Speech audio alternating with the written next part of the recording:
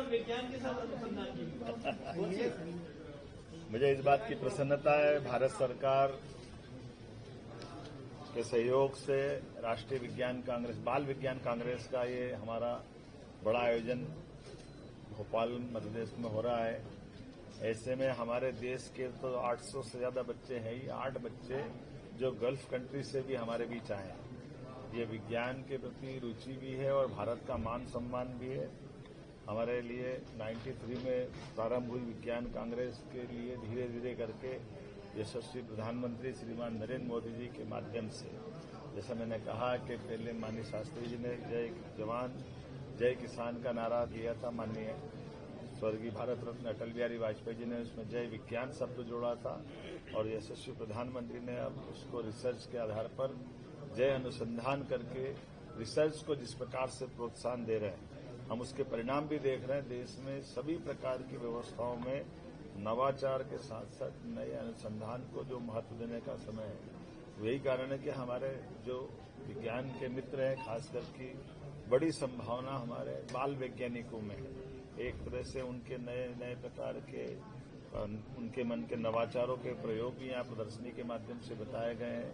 प्राचीन अर्वाचीन ज्ञान के आधार पर भी उसकी प्रदर्शनी भी यहाँ लगाई गई है और खास करके स्पेस टेक्नोलॉजी के माध्यम से भी भारत ने जो उपलब्धियां हासिल की उसके मॉडल भी बताए गए। आज का समय इसी बात का है जब हम अपने सारे युवा वर्ग को खासकर अनुसंधान से जोड़ें और साइंस के लोगों के लिए पर्याप्त स्पेस उपलब्ध कराएं। मेरी अपनी ओर से इस पूरे आयोजन के लिए विज्ञान भारती, मध्य प्रदेश शासन, भारत सरकार सबका आभार और धन्यवाद। सर, पर्यटन बढ़ाओ अभियान की शुभारंभ आज से किया जा रहा है। वन्य जीव जागरण और पर्यटन बढ़ाओ अभियान क्या हो गया, कहाँ से चल रहा है? देखिए, मेरा विनम्रता से निवेदन है कि हमारे अपने राज्य के अंदर किसी भी प्रकार से किसी नागरिक के जीवन में कोई कष्ट आए, सरकार ऐसा कभी नहीं चाहेगी। लेकिन सुप्रीम कोर्ट, हाई कोर्ट और उनके माध्यम से यूनियन कार्बाइड के कचरे का निस्तारण करने के लिए जो जगह बताई गई है वो एक अपने आप में फैक्ट्री भी है और जो हमेशा इस प्रकार के निष्पादन के लिए वो योग्य स्थान सुप्रीम कोर्ट के द्वारा बताया गया है। तो मैं आपसे अपील करना चाहूंगा कि जो कोई भी हमारे समाज के अंदर इसकी गलतफहमी फैलाता है उससे बचाने की जरूरत भी है। सरकार पूरी तरह से गंभीर होकर के वैज्ञानिकों के मार्गदर्शन में ही यूनियन कार्बाइड के कचरे का निष्पादन करेगी। किसी भी हालत में किसी व्यक्ति के जान पे कोई खतरा हो जाए, ऐसा हमारा कभी किसी प्रकार का कोई स्टेप नहीं हो सकता है। इसलिए कोई गलतफहमी फैला, इसके चक्कर में नहीं पड़ना है, हमको सावधानी रखना है।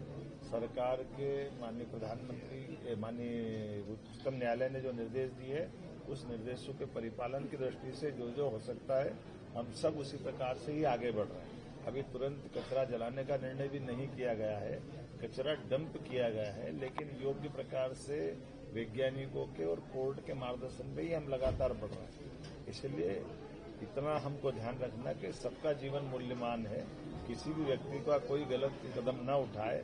सरकार गंभीरता के साथ सबके जीवन की रक्षा करने के साथ साथ हम सभी प्रकार की व्यवस्थाओं का पालन करने में सबसे आगे खड़े हैं।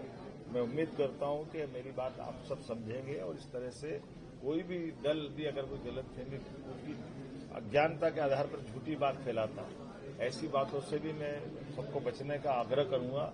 क्योंकि जो वैज्ञानिक है, अलग अलग 12-12, 13-13 कमेटियां बन रही है, अलग अलग अनुसंधान संस्थान ने अपनी रिपोर्ट दी है, सुप्रीम कोर्ट, उच्च न्यायालय ने सभी प्रकार से उसका परीक्षण भी किया है और हमारे द्वारा ऐसी कोई बात भी समाज की आएगी तो वो भी उनके सामने रख देंगे। लेकिन केवल वोट की राजनीति के कारण से कोई झूठी बात फैलाता है तो ये मैं उसके लिए क्या कह सकता हूँ, उसके लिए निंदा ही करूंगा कि उनको इससे बचना चाहिए।